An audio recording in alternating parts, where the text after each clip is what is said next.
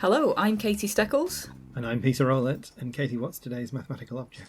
Today's object is something which I didn't realise was really mathematical until I started looking at it properly, and that is a mandala. And I've brought along a special guest to tell us a little bit about mandalas. So hello, Hannah. Hello. First of all, I guess, what is a mandala? So mandala, it translates as circle in Sanskrit, but more widely they're understood to be sort of circular designs with various sort of layers of geometry in them. So they quite often have, other curves, maybe some spirals, squares, triangles.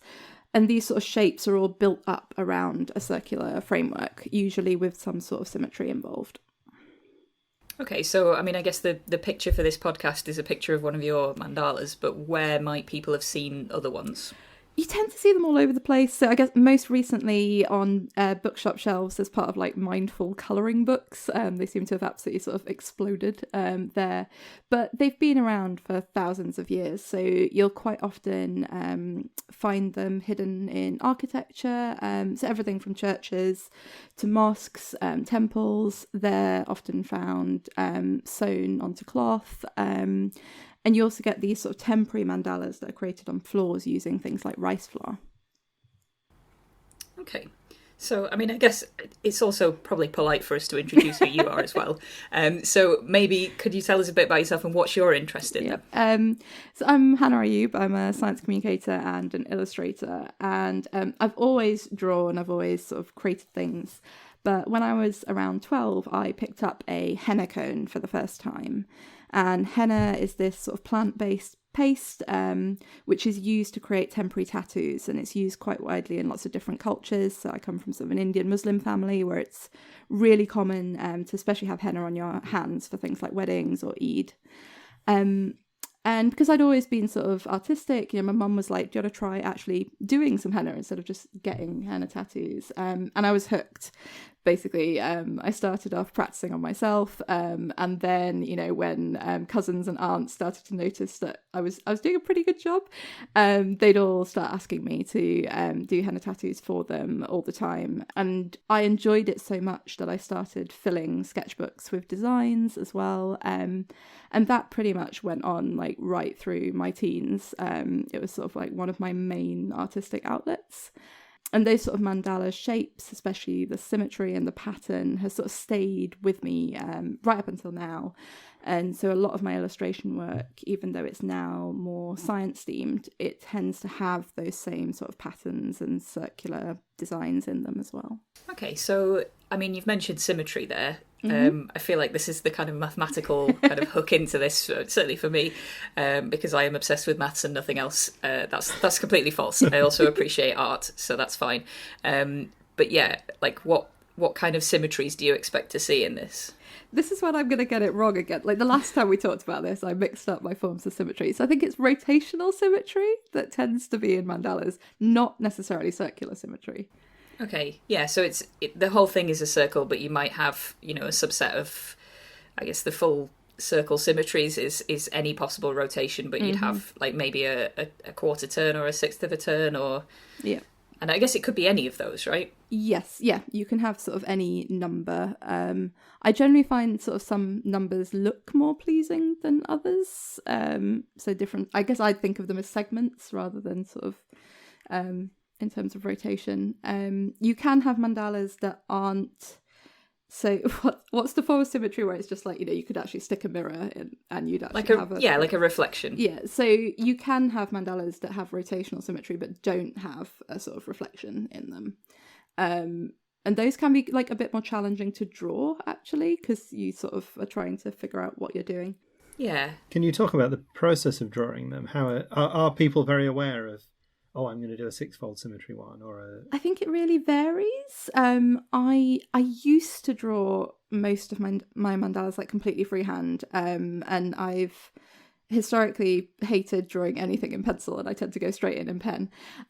As I've got older, I have tried to actually like be a bit more disciplined, and now I'm more likely to actually draw myself some circles in pencil and then maybe divide it up into a few different segments so I sort of know where I'm going. Sometimes it can also depend on what else is in the design. So the specific mandala that I sort of sent you both as my object, that's sort of got a heart in the middle, and the heart is it's like an anatomical heart, and that's very much the focus.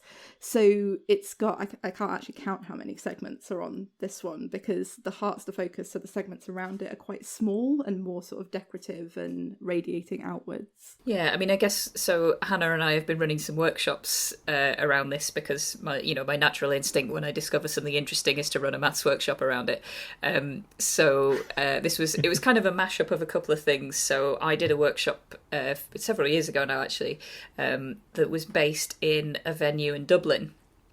And I can't remember what the building was called, but it's one of these sort of stately homes that has a little extra building in the garden that was built by the owners of the stately home as a sort of fun thing to look at.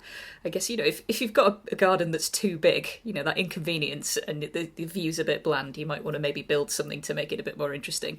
And it was called the Casino, which I think is like it's obviously a word that means a casino, but it also means like just a thing. And it had all of these beautiful tilings and patterns and decorations. And in the hallway, there was this one big hexagonal kind of pattern on the floor.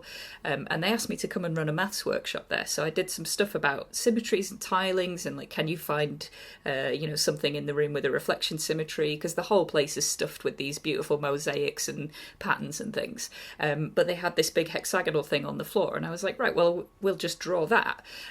So I kind of talked through with this little group how to construct a hexagon made of 6 overlapping circles with a pair of compasses and a ruler.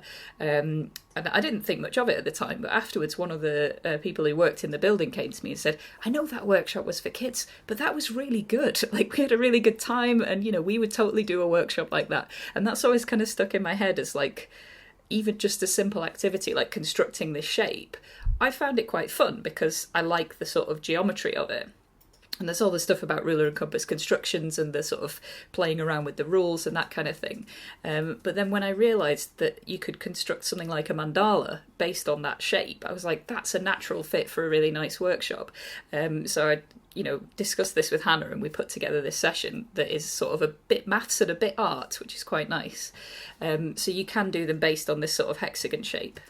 And I think I sort of had the parallel realization of, oh my God, I could actually start off a mandala from like a mathematical construction, geometrical construction, which was a really nice sort of base to jump off of as well, which I think a lot of people found in the workshop. I mean, that's what I wondered, because when I see these things, I think, there's a nicely symmetrical object that you can construct mathematically, and exactly as Katie says. But I'm betting that most people through history who've made these things are not coming at it from there'll be a more intuitive point of view to come at these things. I think there's an element of intuition, but I don't know, I feel like it's not all separate, right? A lot of maths in the early days would have come from intuition as well. And if you look at a lot of Islamic art, when a lot of it was being created, there was also a lot of maths and geometry being done in the Islamic world. So I feel like things probably went hand in hand. Yeah, and as you say, like, there are kind of things there's certain angles or setups that are more visually pleasing than others. And I guess if you're an artist, you'll want to be able to kind of encode that and say,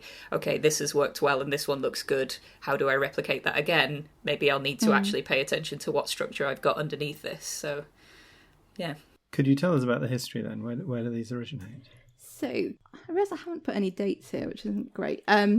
But it's sort of thousands of years. So especially in ancient Buddhism and Hinduism, mandalas were thought to represent the universe, because they sort of, a circle has no beginning and no end, in the same way as a lot of people felt the universe had no beginning and end. Well, I guess science has some opinions about that now, right?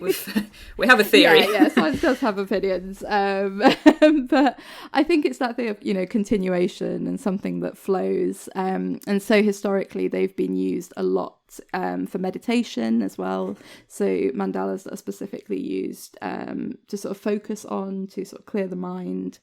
And I was recently reading there's different types of mandalas for different types of meditation as well.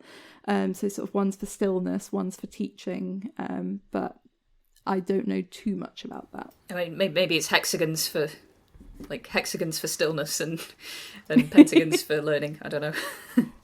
But it totally makes sense to me. You mentioned the Islamic culture. There's a part of history, there's a sort of 8th century to about the 12th century, when that part of the world is inheriting all the Greek knowledge, all the Greek geometry and all that, but also a load of stuff from India. And it makes total sense to me that if you were there at that time, you would start to see these connections and start to play with these objects. And I think there's also, because within Islam, sort of symbolism of people and animals is, anything from forbidden to frowned upon.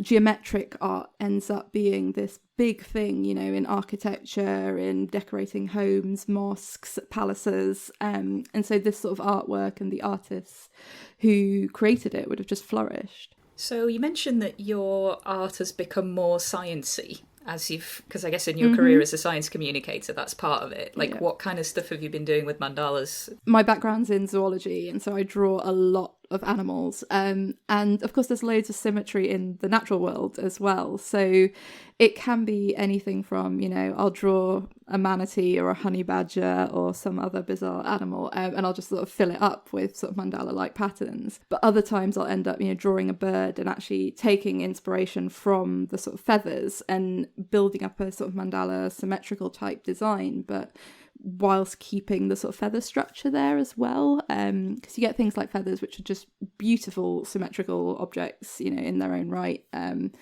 different birds have different types of feathers. I also love sort of taking inspiration from more microscopic things. So butterfly scales form these incredible patterns, and they have these scalloped edges, and apparently the scallops are part of why you get the iridescence, but the physics sort of loses me a little bit. I love just taking, all of those patterns and shapes and sort of even the hidden ones and then making them visible on that animal. And then, I also create things like the mandala that we're focusing on, where there's the heart at the centre. Or I've got another mandala that I did, which has little sort of constricting airways going around it, which is sort of about asthma, and it's got little lungs in the patterns as well. Cool. I really like the idea of sort of using something that is art to sort of communicate science, because I guess a lot of people think of science communication, they think of someone doing a lecture or whatever, but it's kind of another take on that. I think like I first sort of really brought them together when I was doing, there's a challenge called Inktober, where every October artists all around the world sort of draw an ink drawing every day. And I think it was the second year I did it, I decided that I was going to draw a different endangered species every day.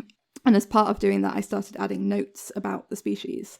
I think that was the first time where I was like, oh yeah, like, my science and my art can sort of completely overlap. And I've just been doing sort of more and more things in that vein ever since. Yeah, so related to, I guess, because Inktober is one of these hashtags, I guess because there was recently Mandala, right, where people try and draw mandalas every day in May. I guess if anyone listening is looking to see lots of nice examples of mandalas, that's a good place to start looking. Do you know of any other kind of good resources for people? So if you go on, Instagram has loads of mandala art. So there's hashtag mandala art. I think there's Mandala-tober as well during Inktober, but the mandala artists try and do a drawing every other day to make it slightly more achievable.